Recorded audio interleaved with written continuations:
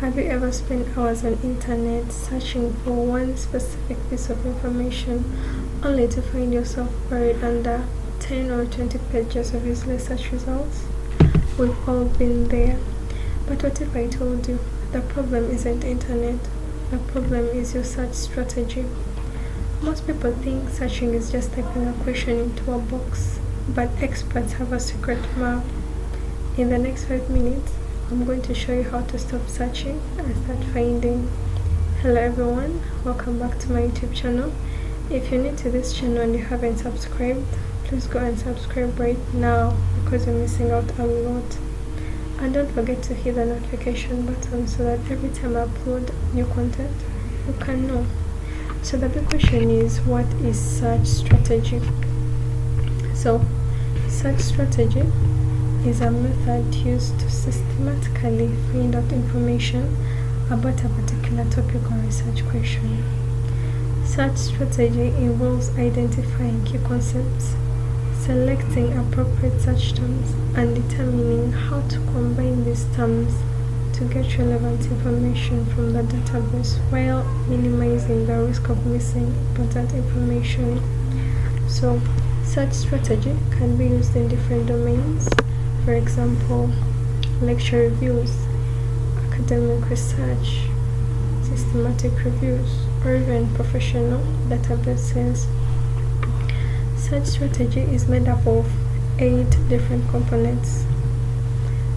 The first one is identify key concepts. The second is selection of search terms. The third is Boolean operators. The fourth is truncation and wildcards. The fifth is phrase searching. The sixth is filters and limits. The seventh is database selection, and the last one is iterative process. So I'm going to explain this, starting with the very first one, identify key concepts. So it's very important to identify key concepts because it forms the foundation of your research, and it also helps to clarify on what to look for in a database. So the first thing that you're going to do, you're going to have to break down your topic into its main components and themes. For example, let's use the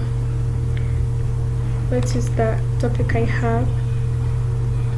My topic is the effects of microplastics on marine biodiversity in the Arctic Ocean. So the first thing you're going to do is identify key concepts. You have to separate your topic into fundamental ideas you are investigating. So the keywords are microplastics, marine biodiversity, and then there is Arctic Ocean, which is the location. It's very important. So that's all you have to do. That's the first thing that you have to do. So the next thing is selection of search terms. You have to choose appropriate keywords, phrases, and synonyms related to the key concepts.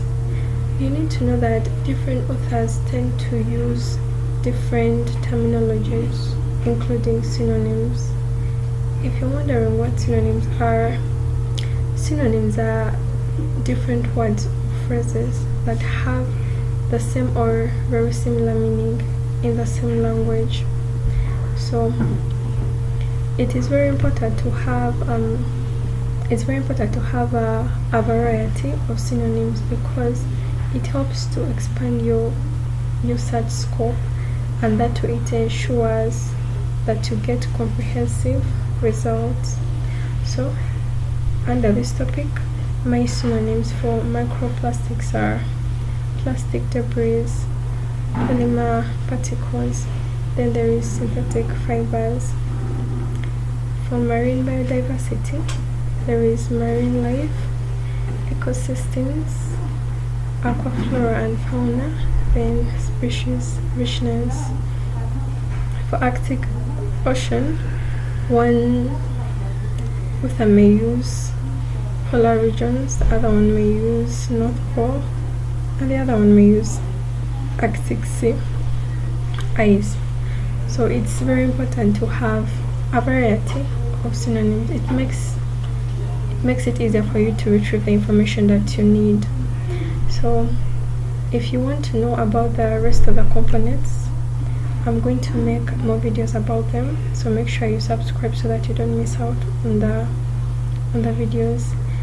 And in those videos I'll explain how to use each of them. So thanks everyone for watching. Bye bye.